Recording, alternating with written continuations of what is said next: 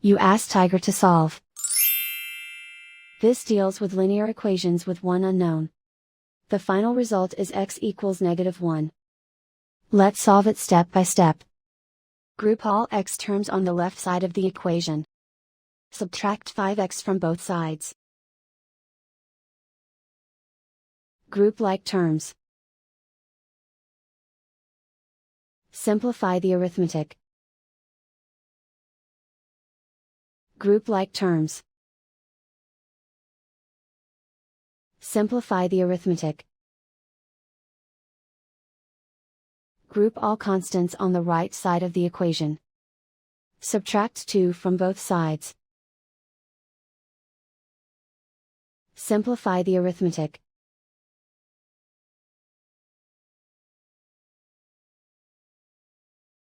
Isolate the x. Divide both sides by -7. Cancel out the negatives. Simplify the fraction.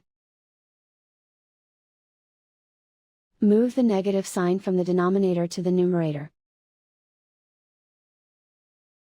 Simplify the fraction. And so the final result is x equals -1.